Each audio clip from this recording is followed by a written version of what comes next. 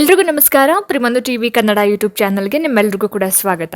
ಸ್ನೇಹಿತರೆ, ಇವತ್ತಿನ ವಿಡಿಯೋದಲ್ಲಿ ಭೂಗೋಳಶಾಸ್ತ್ರಕ್ಕೆ ಸಂಬಂಧಪಟ್ಟ ಹಾಗೆ ಒಂದಷ್ಟು ಪ್ರಮುಖ ಪ್ರಶ್ನೋತ್ತರಗಳನ್ನು ನೋಡ್ತಾ ಹೋಗೋಣ.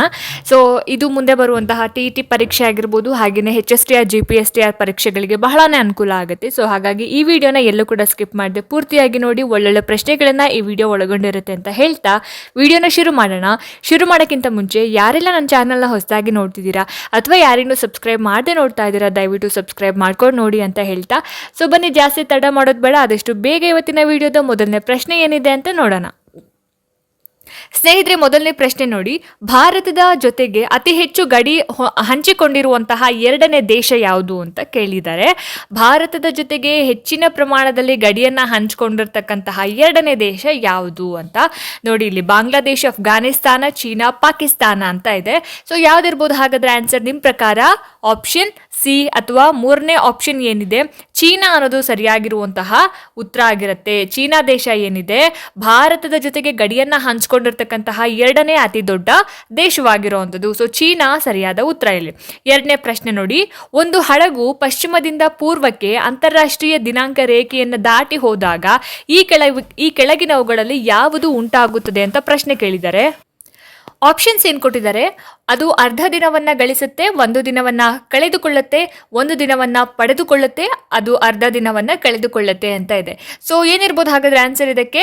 ಆಪ್ಷನ್ 2, ಒಂದು ದಿನವನ್ನ ಕಳೆದುಕೊಳ್ಳುತ್ತದೆ ಅನ್ನೋದು ಸರಿಯಾಗಿರುವಂತಹ ಆನ್ಸರ್ ಆಗಿರುತ್ತೆ.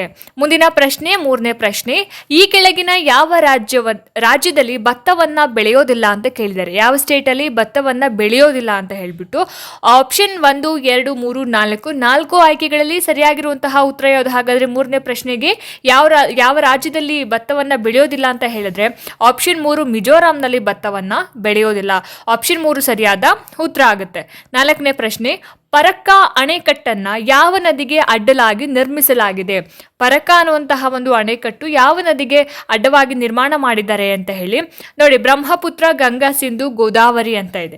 ಯಾವ ನದಿಗೆ ಹಾಗಾದ್ರೆ ಪರಕ್ಕ ಅಣೆಕಟ್ಟನ್ನ ಅಡ್ಡವಾಗಿ ನಿರ್ಮಾಣ ಮಾಡಿದ್ದಾರೆ ಅಂತ ಹೇಳಿದ್ರೆ ಆಪ್ಷನ್ 2 ಗಂಗಾ ನದಿ ಅನ್ನೋದು ಸರಿಯಾಗಿರುವಂತಹ ಉತ್ತರ ಆಗಿರುತ್ತೆ. ಮುಂದಿನ ಪ್ರಶ್ನೆ, ಐದನೇ ಪ್ರಶ್ನೆ. ಸೂರ್ಯನ ಬೆಳಕಿಗೆ ಕೆಳಗಿನವುಗಳಲ್ಲಿ ಯಾವುದು ಕಾರಣ ಅಂತ ಕೇಳಿದ್ದಾರೆ. ಸೂರ್ಯನ ಬೆಳಕು ಬರೋದಕ್ಕೆ ಯಾವ ಅಂಶ ಕಾರಣ ಅಂತ ಕೆಳಗೆ ಕೊಟ್ಟಿರ್ತಕ್ಕಂತಹ ಅಂಶಗಳಲ್ಲಿ ಯಾವುದು ಕಾರಣ ಅಂತ ಹೇಳ್ಬಿಟ್ಟು ಕೇಳಿರೋ ಅಂಥದ್ದು. ಸೊ ನೋಡಿ, ಇಲ್ಲಿ ಆಯ್ಕೆಗಳೇನು ಕೊಟ್ಟಿದ್ದಾರೆ? ಹೈಡ್ರೋಜನ್, ಹೀಲಿಯಂ, ಸಾರಜನಕ ಹಾಗೇನೆ ಆಮ್ಲಜನಕ ಅಂತ ಇದೆ. ಸರಿಯಾದ ಉತ್ತರ ಏನು ಹಾಗಾದ್ರೆ? ಆಪ್ಷನ್ 2 ಹೀಲಿಯಂ ಅನ್ನೋದು ಸೂರ್ಯನ ಬೆಳಕಿಗೆ ಕಾರಣವಾಗಿರ್ತಕ್ಕಂತಹ ಒಂದು ಅಂಶ ಆಗಿರುತ್ತೆ. ನೆಕ್ಸ್ಟ್ ಕ್ವೆಶ್ಚನ್ ನೋಡಿ, ಆರನೇ ಪ್ರಶ್ನೆ. ಯಾವ ಎರಡು ಗ್ರಹಗಳ ಮಧ್ಯೆ ಕ್ಷುದ್ರ ಗ್ರಹಗಳು ಕಂಡು ಬರುತ್ತದೆ ಅಂತ ಕೇಳಿದ್ದಾರೆ. ಯಾವ ಎರಡು ಪ್ಲಾನೆಟ್ ಅಂತ ಹೇಳ್ತೀವಲ್ಲ, ಕ್ಷುದ್ರ ಗ್ರಹಗಳು ಕಂಡು ಬರುತ್ತೆ ಅಂತ ಪ್ರಶ್ನೆ ಇದೆ. ಸೊ ಏನಿರ್ಬೋದು ಹಾಗಾದ್ರೆ ಆನ್ಸರ್ ಇದಕ್ಕೆ ನೋಡಿ. ಆಯ್ಕೆಗಳು ಕೊಟ್ಟಿದ್ದಾರೆ. ಮಂಗಳ ಮತ್ತೆ ಬುಧ, ಮಂಗಳ ಮತ್ತೆ ಶುಕ್ರ, ಮಂಗಳ ಮತ್ತು ಗುರು, ಗುರು ಮತ್ತೆ ಶುಕ್ರ ಅಂತ ಆಯ್ಕೆಗಳಿದ್ದಾವೆ. ಹಾಗಾದ್ರೆ ಸರಿಯಾದ ಉತ್ತರ ಏನು? ಆಪ್ಷನ್ 3 ಮಂಗಳ ಮತ್ತೆ ಗುರು ಗ್ರಹಗಳ ನಡುವೆ ಏನ್ ಬರುತ್ತೆ? ಕ್ಷುದ್ರ ಗ್ರಹಗಳು ಕಂಡು ಬರುವಂಥದ್ದು. ಹಾಗಾಗಿ ಆಪ್ಷನ್ 3 ಇಲ್ಲಿ ಸರಿಯಾದ ಆನ್ಸರ್ ಆಗುತ್ತೆ. ಮುಂದಿನ ಪ್ರಶ್ನೆ, ಏಳನೇ ಪ್ರಶ್ನೆ. ಈ ಕೆಳಗಿನ ಯಾವ ರಾಜ್ಯವು ಪಾಕಿಸ್ತಾನದ ಗಡಿಯಲ್ಲಿ ಇದೆ ಅಂತ ಕೇಳಿದ್ದಾರೆ. ಕೆಳಗಿನ ಯಾವ ರಾಜ್ಯ ಪಾಕಿಸ್ತಾನದ ಗಡಿಗೆ ಸೇರ್ಕೊಂಡಿದೆ ಅಥವಾ ಪಾಕಿಸ್ತಾನದ ಗಡಿಯಲ್ಲಿ ಕಂಡು ಬರುತ್ತೆ ಅಂತ ಹೇಳಿ? ಉತ್ತರ ಪ್ರದೇಶ, ಹರಿಯಾಣ, ರಾಜಸ್ಥಾನ್, ಹಿಮಾಚಲ ಪ್ರದೇಶ. ಸೊ ಎಷ್ಟನೇ ಪ್ರಶ್ನೆ ಇದು? ಏಳನೇ ಪ್ರಶ್ನೆ. ಯಾವ್ದಿರ್ಬೋದು ಹಾಗಾದ್ರೆ ಇದಕ್ಕೆ ಆನ್ಸರು? ಆಪ್ಷನ್ 3 ರಾಜಸ್ಥಾನ ಅನ್ನೋದು ಸರಿಯಾದ ಉತ್ತರ ಆಗಿರುತ್ತೆ. ನೆಕ್ಸ್ಟ್ ಎಂಟನೇ ಪ್ರಶ್ನೆ. ಅತಿ ಹೆಚ್ಚು ಲವಂಗವನ್ನ ಉತ್ಪಾದನೆ ಮಾಡುವಂತಹ ಒಂದು ರಾಜ್ಯ ಯಾವುದು ಅಂತ ಕೇಳಿದ್ದಾರೆ. ಹೆಚ್ಚಿನ ಮಟ್ಟದ ಲವಂಗವನ್ನ ಯಾವ ರಾಜ್ಯದಲ್ಲಿ ಉತ್ಪಾದನೆ ಮಾಡ್ತಾರೆ ಅಂತ? ಕೇರಳ, ಗುಜರಾತ್, ತಮಿಳುನಾಡು, ಹರಿಯಾಣ. ಯಾವ್ದಿರ್ಬೋದು ಆನ್ಸರ್ ಹಾಗಾದ್ರೆ ಇದಕ್ಕೆ? ಎಸ್, ಆಪ್ಷನ್ 1 ಕೇರಳ ಸರಿಯಾದ ಉತ್ತರ ಆಗಿರುತ್ತೆ. ಕೇರಳದಲ್ಲಿ ಹೆಚ್ಚಿನ ಮಟ್ಟದ ಒಂದು ಲವಂಗವನ್ನು ಉತ್ಪಾದನೆ ಮಾಡುವಂಥದ್ದು.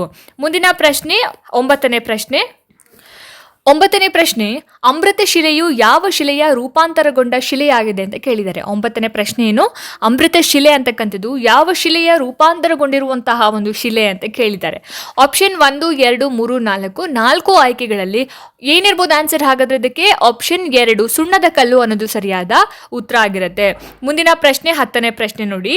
ಯಾವ ಗ್ರಹ ರಾತ್ರಿ ವೇಳೆಯಲ್ಲಿ ಆಕಾಶದಲ್ಲಿ ಕೆಂಪಾಗಿ ಕಾಣುತ್ತೆ ಅಂತ ಪ್ರಶ್ನೆ ಕೇಳಿದ್ದಾರೆ. ಇದೆಲ್ಲ ಬಹಳ ಸಿಂಪಲ್ ಪ್ರಶ್ನೆ, ಹಾಗಂತ ನಾವು ಇದನ್ನ ಇಗ್ನೋರ್ ಮಾಡಂಗಿಲ್ಲ.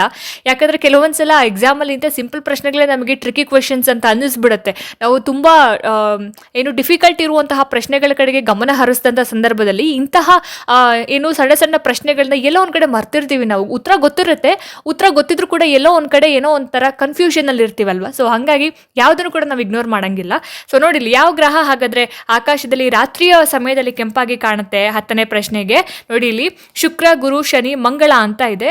ಆಪ್ಷನ್ 4 ಮಂಗಳ ಗ್ರಹ ಕೆಂಪಾಗಿ ಕಾಣ್ತಕ್ಕಂತಹ ಒಂದು ಗ್ರಹ ಯಾವ ಸಮಯದಲ್ಲಿ? ರಾತ್ರಿ ಸಮಯದಲ್ಲಿ.